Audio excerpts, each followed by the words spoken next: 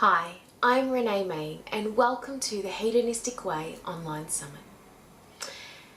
We are having unadulterated pillow talk with global thought leaders who are disrupting the status quo, who are kicking ass in life and business, and living stereo untypical success.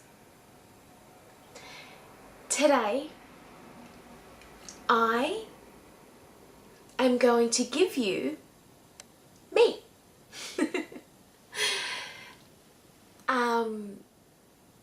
I thought that as a part of this sharing, I wanted to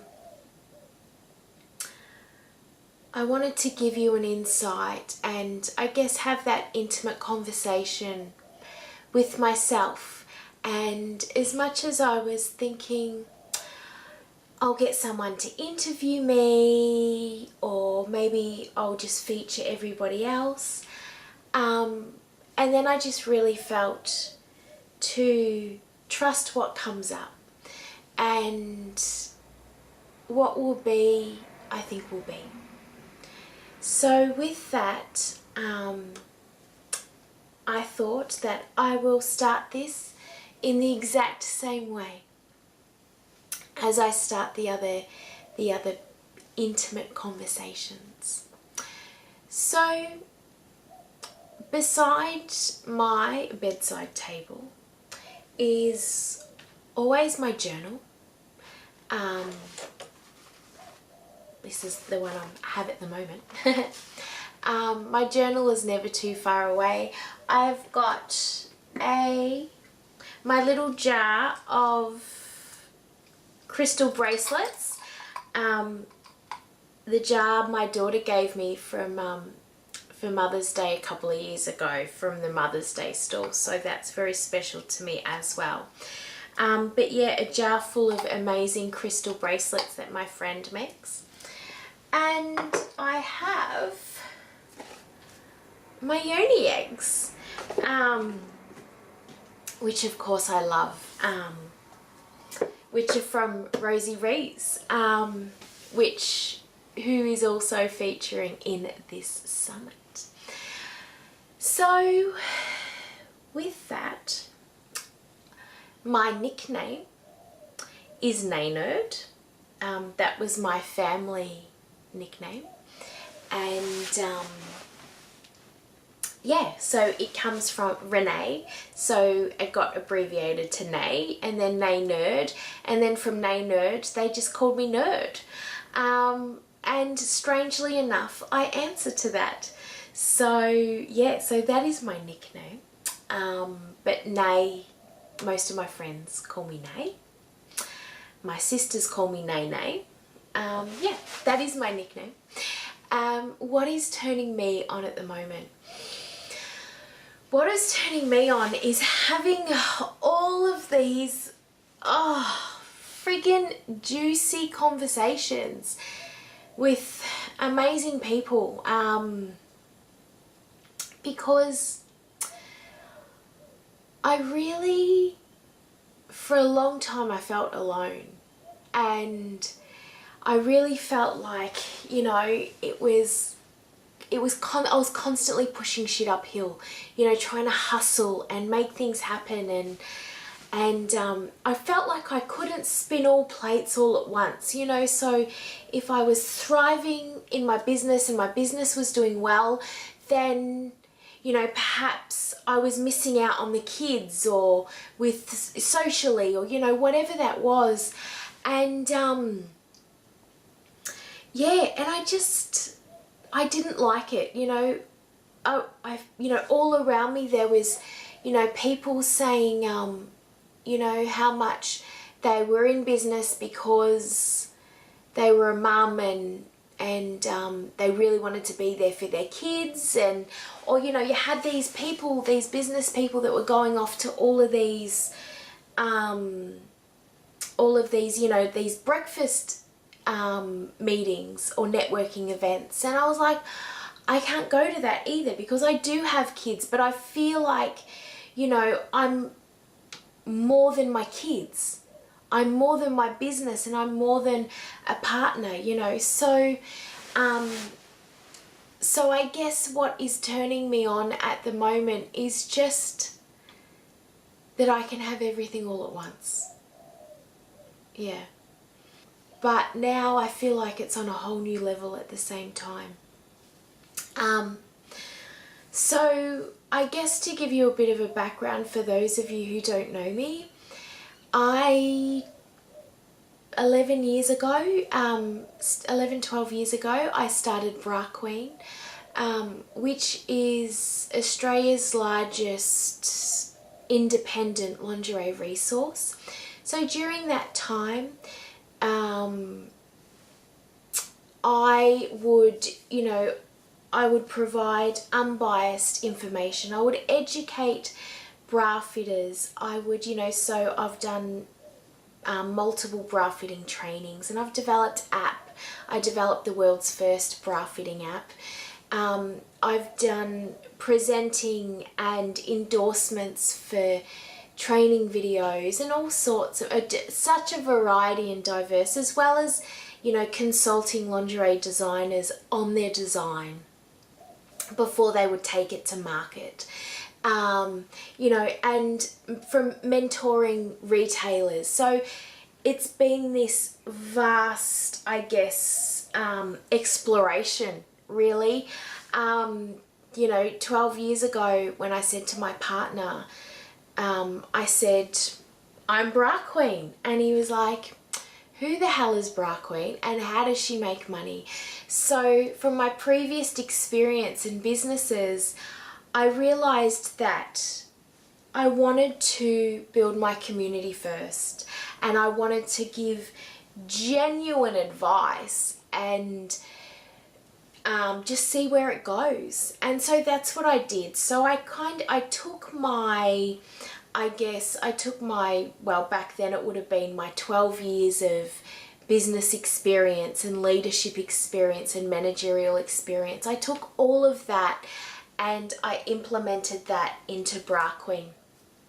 And at the time, it was the middle of the GFC, and what happened was businesses weren't investing in massive ranges because they didn't want to invest in a really crap line of lingerie that wasn't going to sell.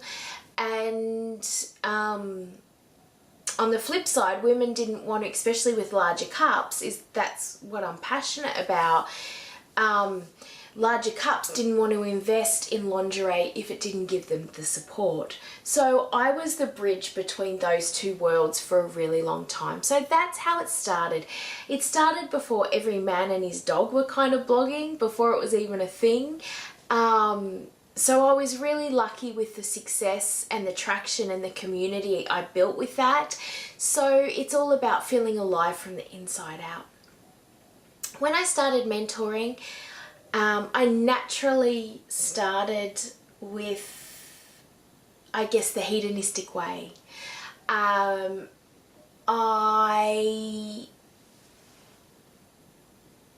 What did I do? So personal development, and I guess that unorthodox approach has always been a part and innate in me.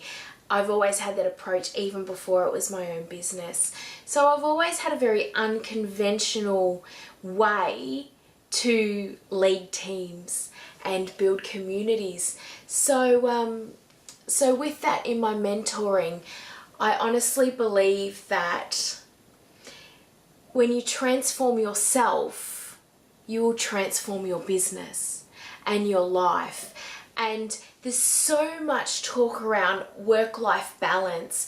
I think it's absolute bullshit, because I don't believe there is any such thing. I believe that we lean into what feels good in any moment, and we go where strike while the iron's hot, because sometimes our kids need attention, and sometimes our business needs attention, and sometimes our partner needs attention. And to navigate your way through that can be really difficult, because for a long time I felt like I had to be frigging superwoman and be across all areas all at once. And where it led me was to absolute burnout, and I wasn't serving anyone really well. I needed to transform. I needed to, I needed to change my perspective on how I viewed my life, because I always felt like I was searching for the next big thing, or, I never had it. I was always, the dream was always outside of me,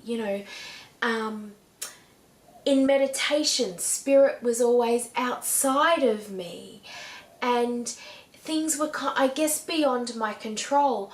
Or I would start to then try to manipulate the universe, So if you give me this, I'll give you this. And, all of a sudden I'm bartering with the universe. Like, it was madness. It was absolutely crazy. So, and that was, I guess, I really want to say from probably 18 years ago, that's when I really delved into personal development and spirituality. After I was, domestic violence was a part of my life for a very long time. And that was a huge cycle in itself, when I was in it. A lot of people would say, why doesn't she just leave? And, it was a valid question, because it was the same question that I asked myself 1,000 times, and it was the same question I asked my mother. And in the end, I realised that no one was going to save me. I realised that no one could look into my eyes as much as I wanted them to. And they couldn't read my mind. They couldn't see the pain that I was in. I had this big smile on my face every single day, and people couldn't see what was really going on. And I couldn't utter the words. I was ashamed, and I was embarrassed, and I was fucking angry, because it wasn't the life that I wanted for myself. It wasn't the life that I'd been dreaming about since I was a little girl. I didn't know who I was angry at. I didn't know whether I was angry at them for abusing me for all of those years, or was I angrier at myself for allowing it to happen. So there was a moment in time where a vital shift in me that was bigger than me said it was now or it was never. And there was an opportunity, a window of hope, of opportunity where I could escape. And I did. I left with nothing. Nothing. There was money. I'd worked 3 jobs for, I don't even know, 3-4 years. I worked really hard. I saved really hard. I left it. I left a household full of stuff. I left with a really small suitcase, which, funnily enough, that suitcase I bought when I was 10 years old, when I was an Avon lady. That was the first thing I bought, which was so strange for a 10-year-old to buy a suitcase, but I did. But anyway, side note. So I left with this small suitcase, and I left with nothing, and I felt like I was scared as hell. I was fucking scared, because I didn't know what was on the other side. I just moved to a city where I knew nobody. I had my sister, but I knew nobody. I had no friends. I had just enrolled in this course, and that I was committed to, that I was paying off, and I'd left all my money. But you know what? I felt like the richest person alive. I felt free for the first time in my whole entire life. And for me, that was a promise to myself, because I realized that I am self-aware. And for a long time, I thought I was Humpty Dumpty, who fell off the wall, and all the king's horses and all the king's men couldn't put Humpty back together again. I thought I was broken. And I was beaten so bad that I could not be put back together again. But what I realized was, when all the pieces are broken, when you are stripped down to nothing, it exposes the real you and the real me. And I didn't need saving, and I wasn't broken, and I did not need putting back together. So since then, I have been on a constant exploration of self, because I didn't believe in love, and I really wanted that to change. I really wanted to change. I'm a loving person, I'm an affectionate person, and it goes against my soul. So I went along this self-healing journey, and this journey has led me to amazing opportunities, amazing growth, countless books, countless workshops, countless courses, mentoring, coaching, an array of different methodologies that I have learnt and embodied. And eventually I found love. And I have now been with the love of my life for nearly 19 years. And we have 2 gorgeous girls together. And we are perfectly imperfect, like everybody else. And conscious parenting to me is really important.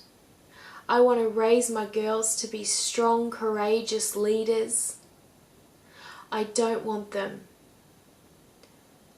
to fall into the same cycle as what I did. I followed a cycle that wasn't mine. And I realized that as parents, what we don't fix, our kids inherit. And that has been a big driver for me. I wanted to be a role model for those girls, but you know what? I don't want to do it for my girls. I don't want to do it for my partner as much as I wholeheartedly want to do it for them, but I want to do it for myself. I want to do it for that little girl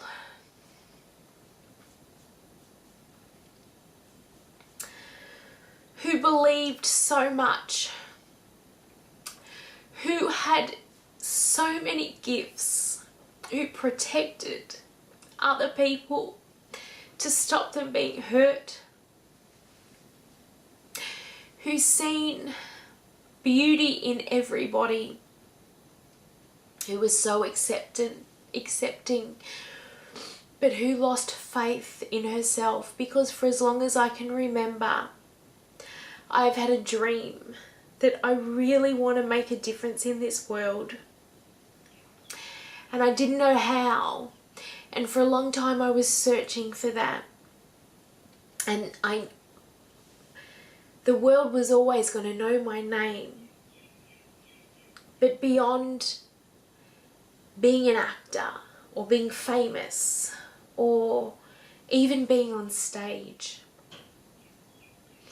I realised that the gift is me, and the gift is you, and it's how we want to show up in the world.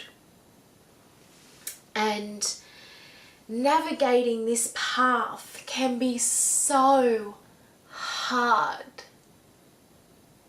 So hard, because there's been times where I've been a great partner and, you know, I want an amazing relationship, you know.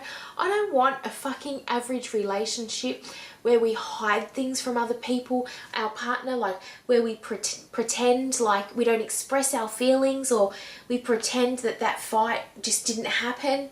You know, I want to make amazing love to my partner. I want to share a deep connection. I want to share a real relationship with him. And I can only do that if I am full. If I am coming to him full, and vice versa, right? So, you know, and the same as kids, you know, I want to guide them in a way where they can be all they can be, but they're not spoiled, privileged little white kids who take everything for granted. I want to raise kind, smart, intelligent kids. And I want to learn how, I'm exploring how to be creative in parenting, because, and I'm sure like your parents will agree, for those of you who are parents, is they are triggers and they drag up and bring up all of our shit, right? So how can I raise them in a way that feels good for me, where I don't lose my shit? I need to get creative with my parenting, and this is an everyday practice for me, and one that I haven't necessarily perfected, but I don't think we ever will, right? So yeah, I want to parent without control, and where it's not about punishment, where it's about expanding into better versions of ourselves, constantly stepping up and being self-aware and self-responsible. That's what I really want to teach my girls more than anything. You know, in my business, Bra Queen's still ticking away and doing its thing, and it's been reinvented multiple times. Now it's more about visual storytelling, so it's really turned a corner this year, so we're really kind of doing things differently at Bra Queen. The community is thriving, and where it will go, we're really playing with it this year, because we've dropped the tradition. I scrapped the entire business model, because I want to say last year, probably the year before, and this is how the Hedonistic Way really come into fruition, is because one day I went to my computer and I went to work and I couldn't. And after, I don't know, 8 years or whatever, of working really hard, hustling really hard, having amazing experiences, and I thought unwavering passion. But I discovered that passion and dedication and the love that we have for our business, sometimes it is wavering. It does waver, and it can go away. And so I had to explore that and what that meant for me. I'd branded Renee Mayne 4 years ago because I was known as Bra Queen. People would introduce me as Bra Queen, and I wanted them to know my name. And it was about me owning conscious life, conscious business, teaching people to live their legacy, and I didn't know it at the time, but the development of the Hedonistic Way. It was completely unorthodox. It was unlike anything that anybody was doing, and it was really well received in the marketplace. But for some reason this day, when I went to rock up to work, no words would flow, which is very unlike me. Yeah, it just didn't happen. So I stepped away, and because I thought anything that I do when I'm in this space is not going to be well received. So I thought, for the sake of myself and my community, I would just take some time off. I realized really quickly that doing nothing is a learned behavior.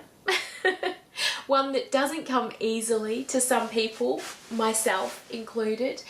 But in that, to cut a long story, I guess, short, is some people have likened it or called it a Kundalini awakening. Some people have said it is my Saturn return. Some people have called it a breakdown. Some people have called it a breakthrough. I don't know what it was. But in that, I meditated my way through it. And I listened, and the guidance, and I just journaled my way through it, and I explored. I asked myself one question, and that was, who am I when nobody needs me and I don't need them? Who am I then? Because I realized, as a businesswoman, as a mother, as a partner, as a friend, as a daughter, all of these things, as a sister, beyond that, without any of that, I didn't know who I was. Because my life was filling everybody up, was saving others, was protecting others, was giving others, and my business had been my outlet for my entire life. My job, when I had a job, it was always my release. I loved it. I love working. I love it. I always have. I started work when I was 10, when I was an Avon lady. But I realized that's not sustainable. It's not sustainable. And I had to explore who I was outside of all of that. So what I realized was sexual energy is source energy. And in meditation, I was having this conflicting sometimes doubt as to, if I meditate, was that really my ego? Was that my soul? Was that spirit? Was that my ego, like pretending to be my soul? And I had these constant questions, and I don't know whether any of you guys can relate or whether I'm just that crazy person, which is okay too. But I realized that I can use sexual energy to communicate with source. And it was the embodiment of that, because for a long time I was putting myself through the spiritual Olympics. I was, if I didn't journal one morning, I would criticize and ridicule myself. If I didn't do my gratitude at the end of the day, if I didn't meditate, if I didn't exercise, if I didn't do this, or if I had a bad thought, I would try and go, whoop, rewind, back up that truck, beep, beep, beep, beep, beep. And I would just, I would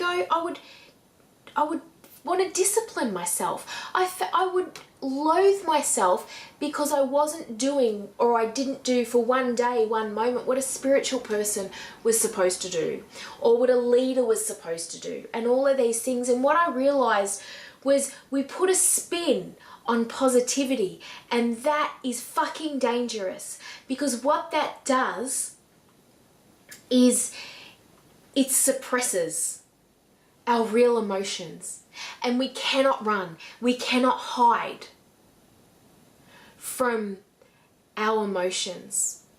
They are our guide and they are our vehicle, and we cannot polish over them. We cannot sweep that under the rug. Anger is real. Rage is real. Frustration is real. Pain is real. And we cannot avoid them. No spiritual thinking or self-help or guru or personal development is exempt from this. And people don't tell us that. And so that, it was not with the absence of pain and fear, but with it, that transformed my life. That I was really able to embody these feelings that I had been ignoring, that I had suppressed because I was so busy trying to fluff over them for a really long time.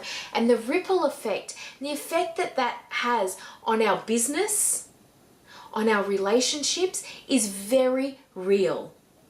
Very real. It feels like we're constantly trying to make it, like we're never there.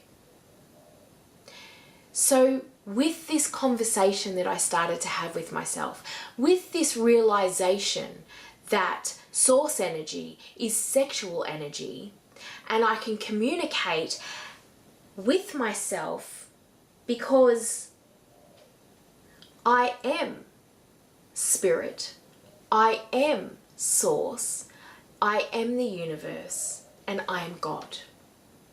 And I can have unfiltered, undiluted communication with that source energy anytime I want, and that is within me. And the hedonistic way, once I broke it down, was about sex, self, spirit, and service. Because without an embodiment of self, of spirit, and using that potent source of what is sexual energy, and that is in the most purest, self-honoring way that we can imagine, not in a way that comes from self-doubt or wanting someone else to fill us up. It is purely an energy within us that we work with. But more than that, it changed my business forever. It allowed me to work on service last by working on myself and introducing play and pleasure and reverence into my everyday. And when we surrender, when we truly surrender, and when we embody our business, who we are on stage is who we are off stage, and we become the most congruent person that we can. That is not self-absorbed, that is self-aware. And to know the difference between that, and to realize that no one is our guru. And this hierarchy of bullshit that we see all around the place, our BS radars are on extreme. I think that we look up and we don't look within. And that is what the hedonistic way is all about. It's about doing business differently. It's about creating a model that works for you.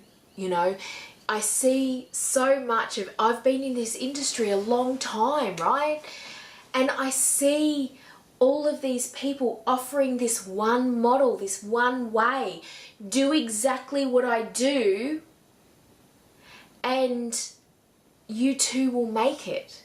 You know, it's, yes, you might make money, and this stuff can work and does work. But what I'm saying is that Will you be fulfilled?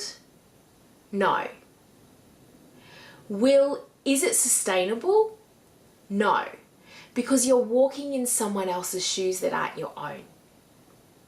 So what I like to put to you instead is how we can take your ideas, your passions, your gifts in the marketplace that is absolutely extreme at the moment. So how do we market our message without selling our soul? It's deeply authentic business. It's soul shaking. It's absolute embodiment. And that is the hedonistic way. And, you know, we have to be responsible for how we show up. A way that builds wealth and brings in this infinite cash flow that is the consciousness of money that we're all worthy of. How do we serve and show up in a way that feels good, that serves the world, and it comes from self, and it comes from an embodiment? Yeah.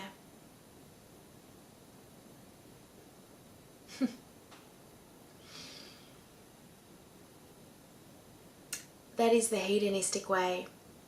I've done a lot of things wrong, and I've done a lot of things right. But I also believe that there is no wrong and no right. And there are people that, and maybe you can relate, good people that want to do good things, that are struggling to bring in the money, that are really looking for that thing that's going to turn everything around. It can be really scary to go in a new direction and be responsible for yourself. But is it worth it? Absolutely. It can feel good. We can feel good in doing it. It doesn't have to be hard. And that's what I love about the hedonistic way, is because we scratch beyond the surface of pain to find pleasure. We understand that if there's no mud, there's no lotus. But what I love most is that it is the simplest, the most sustainable, self-honoring way that we can do business. Because what I'm great at is words. When I write, I feel the words travel through me. And when I speak and when I do spoken word, and for those of you who know me, I love spoken word. It rocks my world. It moves me. And me now, this interaction, you and I, there was no template. There was no script. In all honesty, there was no actual forethought about where this was going, but it was absolute trust that the words would flow through me. So what I invite you to do is start to explore who you are when you don't need it, when you don't need anyone and they don't need you. What are you great at? You know, what is your burning desires? And what are you being called to do right now? And what areas are you finding pleasurable? What areas aren't so pleasurable?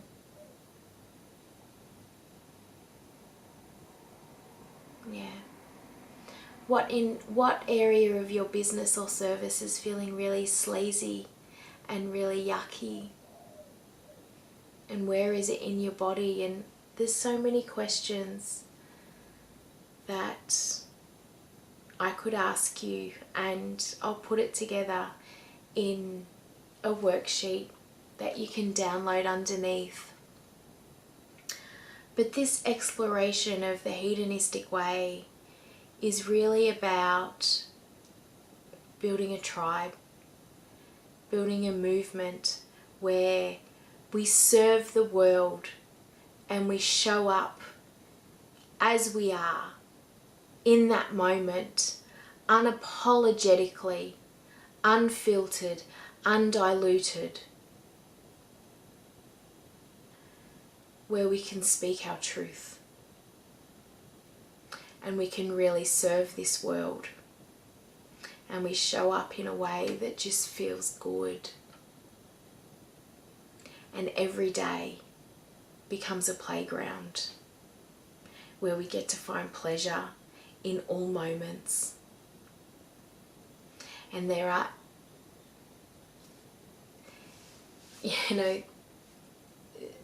there's such beautiful, it doesn't need to be hard, is what I want to say. It doesn't need to be hard. And, for me, the hedonistic way is about practical, simple tools where there's no awkward touching, there's no awkward noises, there's no, there's no template, blueprint, 7-step program. But this unorthodox approach is the most gentle, most profound, most transcended experience that I have ever worked with or seen or experienced in my 22 years in business. Yeah. And I can honestly say that for the first time in my life, I feel good. I feel worthy. I feel heard. I feel seen, and I'm living my dream. Yeah. And that feels good. That feels good. It's no longer outside of me. Yeah. It's here.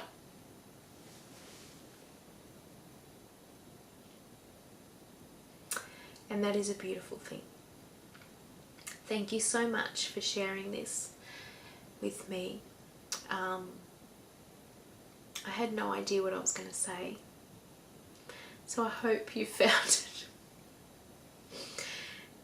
entertaining and, I don't know, embodying, or you resonated, or whatever it was. But if I can leave you with anything, is to just, you can have all things all at once. And it really is, there's a way to do it where you don't have to feel sleazy or salesy or manipulative, or like you're walking in someone else's shoes, or like you have to be somebody else, or you have to work your ass off around the clock. It doesn't have to be that way. It does not have to be that way. There is an easier way. Thank you guys. I will see you on the flip side. Ciao.